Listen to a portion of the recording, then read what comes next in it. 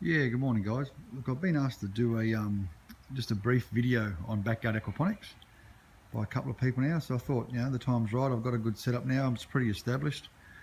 So basically I've watched YouTube videos for a half an hour that tell you how to cut an IBC in half. So I'll try and make this as brief as possible. To start with, I did start using that, and a lot of people like to use IBCs and square containers. I really think if you're running goldfish and small fish, yep, it's a good idea, but I found that the fish can get stressed. They were getting fin rot and like pathogens in them. I've had this now this is a round 1,000 litre tank from the boys down at Polly Place, Picton Road, Bunbury.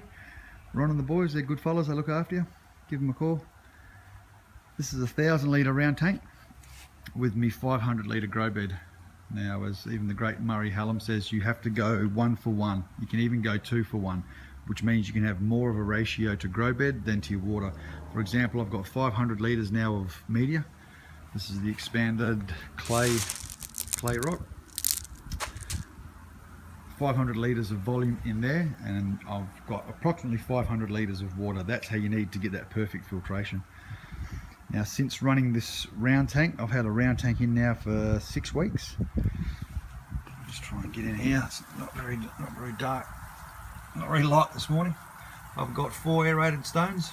They run 24/7 constant, and my pump's on a timer, half hour on, half hour off. I've got my little offshoot ventry here that when that comes on, hopefully the pump will come on while I'm filming. That just squirts water, a bit of air, and just creates a flow.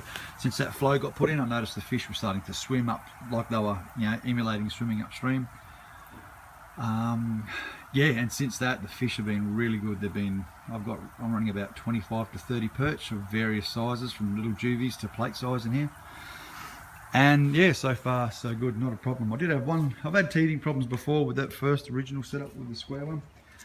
That's with starting it too early, not letting the bacteria kick in.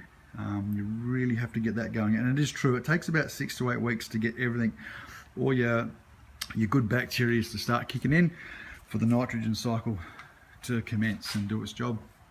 I've had multiple crops through here now, but as you can see, I'm running silver beet, celery, got a couple of little stuff in now, some kale, spring onions. This is the water convolvulus, or the Indonesians call it kangkung. That lives in water, so it's perfect. And a mate of mine stuck a pineapple pup in the other day, so we're going to see how that goes. But yeah, in a nutshell, I've got this system running off grid too. Just a 200 watt folding camping solar panel with 2 100 amp hour batteries. Has been so far so good. I'll wait till winter and see how I go there, but through these summer days it's all good. Simple system. I've got my stalk there, and on the top stalk they're removable sections. On the top I've got the slats where the water rises to a certain level and flows through. So it's not a bell siphon, it's not flood and drain, but I haven't had an issue with this, especially with well, as you can see, these plants are really cranking. Once a week I will remove that from the bottom to give that drain effect, so it just drains the whole water out of that tank. Yeah, got a couple of little marin in the bottom. And like I said, salt was an issue too. I was given different figures of salt, and I actually overdosed on salt, and like the plants, they're starting to come back now, but they were really burning. Lost a lot of plants, but they're coming good again. I think that's about it. If I can think of anything more, I'll probably upload another video. But yeah, recommendations. I think if you're running like little goldfish and stuff, run a square tub or an IBC. But round is best. Like if you go to any fish farm or fish hatchery, you're going to see all their fish in round tanks. It's definitely my recommendation.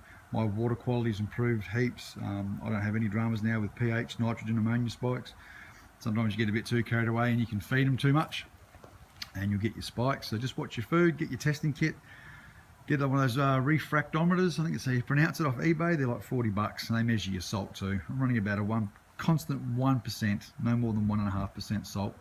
But hey, it's a learning curve, and if this can help, I hope it does.